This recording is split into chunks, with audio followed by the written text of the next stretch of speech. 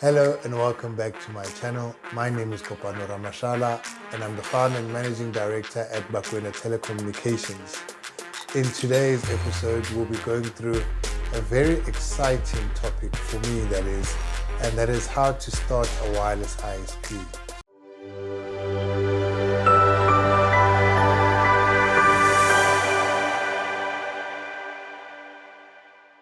Now, in today's episode, I want to cover 5 steps or 5 points which I feel that are the most important that you need to know before or when you start planning your wireless ISP. And to start things off, step number 1, that is the legal and regulatory framework. So, as I always preach, you need to have yourself a registered business. Things will work out much easier if you do so, and you're able to separate business from pleasure, I guess, and make things run in a professional manner. Now, another subcategory of the legal stuff is having the correct licensing. Believe you me, you want to have licensing before you start, or at least when you are starting and have your first 10 customers, but make sure you have that in place so you don't have any issues with regulatory bodies like your ICASA. So the licenses that you're going to need. First things first, you'll be providing electronic communications services. Number 2, you'll be building an electronic communications network to provide those services. So you're going to need 2 licenses. So if you're in, for example, a small village in the northwest, or a town in the northwest, or Limpopo, where you know you're going to be covering maybe roughly 10,000 houses in one municipal area, and you don't wish to expand and go beyond that and go national, then I think it's fair for you to just get yourself what you call a Class ECNS license. So the ECNS stands for Electronic Communications Network Services. That's the one license. The second license will be your Class ECS license. So it's the 2 licenses, one for providing services, one that allows you to build electronic communications network. So make sure that you have those in place. The costs, it's in between, the last time I checked, it was around about 12K, but it should be between 12 and 20K as we stand, and that's in South African Rand. So whatever country you're in, make sure that you go and visit your local regulatory body that controls electronic communication services and find out what they need and how you need to apply and what you need to pay, so you can start building your own network and providing the relevant services over that network. So that's point number 1. Point number 2, backhaul. For me, this is a very important one after the legal stuff. You obviously need to know where you're going to get the internet that you want to resell to your customers. So in the perfect world, you would be rich and have all the monies in the world and capital to spend, and you would have yourself a data center stack where you'll be getting now your IPT, and you'd also have a cross connect with the internet exchange whereby you can get other services from other where you can get other services like your Netflix, your Facebook, and be connected to them, because they'll be also present at the internet exchange, and you can move your IXP or local traffic over through them. That's the perfect world. Obviously, your data center stack needs to be connected via fiber to wherever you're going to be delivering services at. So for example, if you have your data center stack in Terracode, Asando, Johannesburg, you're going to need a backhaul provider to provide those services to your tower that's in your Northwest province. So those are the things that you're going to need in terms of backhaul. But because it's not the perfect world, and when you're starting a WISP, 9 out of 10, you don't have such great capital, you have a little cents in your pocket that you'd like to use to start this business. So I always propose to people that get yourself a good fiber provider or a good wireless provider that's willing to give you one-to-one connectivity. So by one-to-one, I mean you'll be the only person that's connected to that specific line. So if it's wireless, it'll be point-to-point, going straight to the data center, and that bandwidth is not shared with anyone. If it's fiber, same corporate fiber that's one-to-one, and make sure that that ISP does allow you to do whatever you please with your bandwidth and your internet. Some people take a chance. They connect normal fiber that is shared with everyone else, and yeah, they do get some issues along the way. Obviously, most of the ISPs that are providing normal fiber or residential fiber, in fact, won't allow you to do such things, but some people do it anyway. So I'm not going to be part and parcel of that. But yeah, backhaul is your next important thing. So that's number 2 on the list. Number 3, you need to have a high site or some sort of a tower that you're going to build, or have a high building that you know that's around your way. So for example, if you have, what can I say? I'll make an example. Around my way, there's a high building. It was a former theater that was located in the township. You could go to that place. It's around about 15 to 20 meters high in terms of their roof. You can go to such a place, approach them, ask them to put an antenna or a pole on their roof, and you give them free internet. Never start by saying you'll pay them rent. Always start with the option saying you'll provide high-speed internet to them for absolutely free. They might jump for that, they won't have a problem, but also make sure that you tell them that they need to provide with continuous electricity supplied to your equipment. And if they cry about the cost of electricity, you can always negotiate and say, hey, I'll buy you 200 rands worth of electricity, of which your equipment won't be consuming a lot. So yeah, that's another point. So that could be your high site, and you just need a 3 meter pole on top of that, just for height, you know, so you don't affect your Fresnel zones or things like that. But on top of that, you can add a 6 meter pole that can give you even greater coverage. So you don't have to always necessarily build yourself a tower or purchase a tower. But if you're in a place where you can't really get access to a tower or high site, then such will be the case. When I started my ISP, I literally attached a 6 meter pole on the side of my back room that I was staying in at my parents' house. So that gave me 4 meters plus my 6 meters, which was around about 10 meters. And that allowed me to provide internet to my neighbors in and around my neighborhood and get me where I needed to, where I eventually plotted down a 11 meter pole, which I still extended with some more poles to get higher and higher and higher. So that's what it is in terms of high sites. Don't ever think that you're going to need to purchase an expensive tower that's around about 15, 20K, 30K plus. That's not the case. And do remember, if you're going to be building yourself a tower from 0 to 15 meters, you don't need to submit any structural plans with your municipality, etc., but you need to position your tower in the telecommunication servitude, which is at the corner of each house. As you may remember, in the olden days, Telkom would plant a wooden pole in the corner of your house. That is the telecommunication servitude that you can also plant a tower. 15 meters and beyond, you're going to need to submit your plans to your local municipality, and they're going to need to approve for you to put that tower in that specific place. And that's that when it comes to towers and high sites. Point number 4, I should take it, right? You need to have the tower hardware to provide the service to your customers. Now, when I started out, I used a brand called Ubiquiti.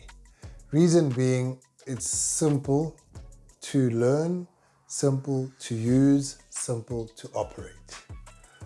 Now, I want to urge you, to the viewers, you need to look at this in two ways. If you find yourself that you are more fluent in networking and got a hang of things, then I could say rather go MikroTik, because MikroTik have now Wi-Fi 6 antennas as well as client equipment. And when it comes to that, it means you can put more people on one antenna than you would on a normal Wi-Fi 5 ubiquiti access point. But if you like someone that is starting out and can just use your laptop and you don't know much about this networking, I would say use ubiquiti to start. And as you gain more knowledge and information and you get the hang of things, then you can possibly build more towers with the MikroTik type of kit. But this is now in terms of access points. Access points is what will be broadcasting the wireless network throughout where you're going to be covering. So it could cover from 3 kilometers up to 25 k's, depending on how the terrain is. So if you've got mountains, obviously, those mountains will be blocked. Like you can't see me here, it will be blocked. So those waves will not penetrate mountains. If there's trees in the way, buildings, etc., those things will block your line of sight to your tower. So always make sure that you have good coverage, 360 all around. If you don't, go and put another access point or another micro pop or micro tower, as we call it, on that place that is restricting you to hit what's over the hill. So that's access points. Apologies, I'm too excited when it comes to this stuff. So yeah, you can start out with, as I said, your ubiquiti access points and then continue moving on to better brands and things that will work out good for you. Number 2, you're going to need what we call a tower router or access router. That's the router that will obviously input your internet and also serve as the network controller for your clients. So when your clients connect to your tower, you're going to want to authenticate them using something that we call triple PoE. And once they're authenticated, your router will be used to control the traffic and manage it. So when an ISP says they're selling you a 10 meg line, there is a specific script that is running on the router itself that says, this is Gopano, he has signed up for a 10 meg package, only allow him to get up to 10 megs of uncapped internet downstream. And if I'm saying it's a 10.5, he'll get 5 megabits upstream. And that's all you'll be limited to. So it rate limits what you use. So in terms of that, I always use MikroTik.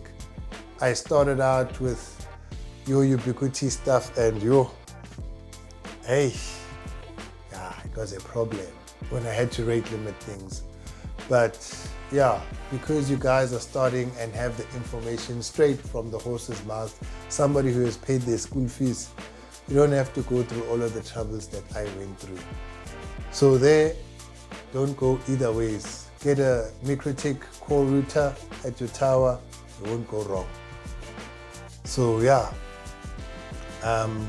I think that's all the hardware you need at the tower, and obviously cabling from your router up to your access points.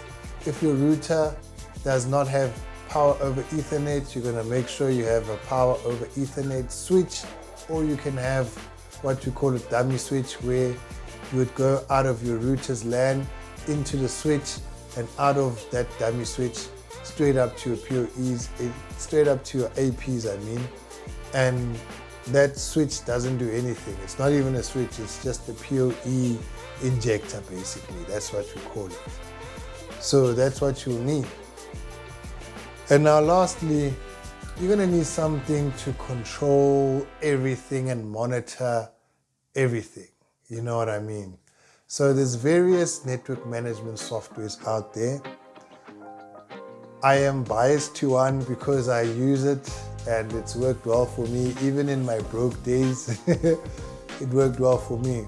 But there's various ones that you can start out with. obviously you're going to need to think forward and into the future. You don't want to be having, for example, your customer information on an Excel spreadsheet.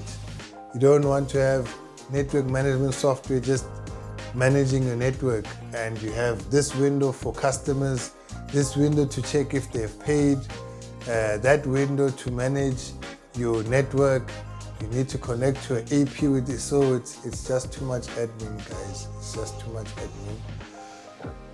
But as a start, you're always allowed to start small and use network management software. For example, I used one that was hosted on my tower computer. It didn't work well with rate limiting. I had to look for some cloud software that I could use, and I ran into something called Zimmer Cloud. Simple script that you copy and paste into your MikroTik command line. It does everything for you, sets it up, connects it to your cloud server, and you start loading customers, and it works, and it rate limits them, and it does all what it needs to. But as the customers grew, I let some customers go without paying in their internet because I didn't have one panel, one pane of glass to view everything. So I couldn't manage the billing side of things. So I had to invoice people on something separate. I had to manage the network as well as manage the customers on something separate. And it was just a mess for me. So I ended up, once I had enough money, opting to go for something like Splinks. And it's one pane of glass, network management, it's client management, CRM, so I can message, I can send emails, I can send bulk SMSs, I have all the customer information at one point, I can do billing, and so on and so forth. So that was the advantage for me, that you can do everything in one place. But you can start any way you want and do it how you want to do it. But I do advise that you do that as a start, but as you grow and you move on, go into better CRM network management platforms that are one pane of glass and can do everything for you. Now, I've been getting a lot of questions about what brand do you think I can use for this? On this brand, I can get away with managing things. Mahala, they have their own network management platform. I implore you to do you, like you can do whatever you want and how you do it. I will only advise you on the things that work best for me and have made things easier for me. As I had to pay the school fees, I had to buy this equipment, that equipment, and that was a lot of money that I wasted instead of knowing what I needed to buy, when and how, and using it. So I'm just advising on the brands and the types of equipments that I know and I'm most fluent in. And I think that anyone would be easy, it would be easy for them to just grasp them and use them as well. So that's that. So yeah, this is the first episode of how to start a wireless ISP. And we have basically covered the base station side of things. So that is your side of things as the ISP before we get to the client side.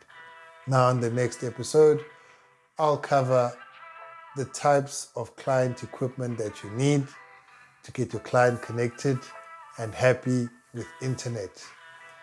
So yeah, danko and thank you for tuning in once again. If you want to continue getting this information, do subscribe, it's free, mahala, and do like and share with whoever you can so they can also access this information. You know, by pushing that thumbs up, it sort of tells YouTube that people are liking these videos and they'll spread it to other people who'd like to see the same content. Now, in the coming times, I will be creating a course for people to sign up, and they could pay whatever fee I'll be charging to make things simple for everybody who wants to get more information that's more in-depth and would want one-on-one type of things.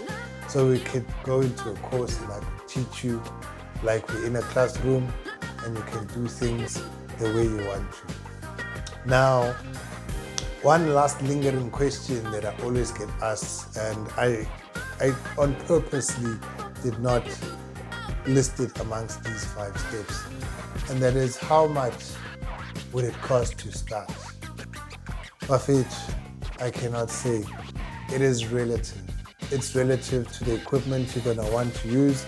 It's relative of your high site. It's relative of your backhaul.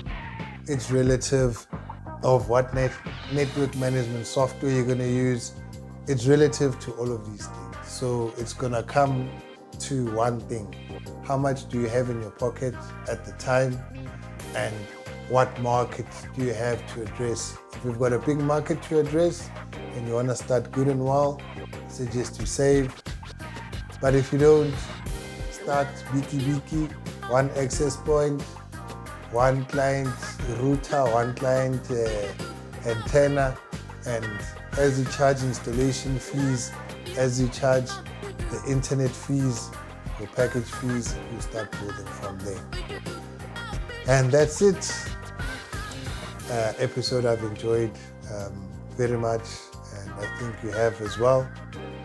And yeah, see you in the next one. How to start a wireless ISP, episode number 2. Thank you and goodbye.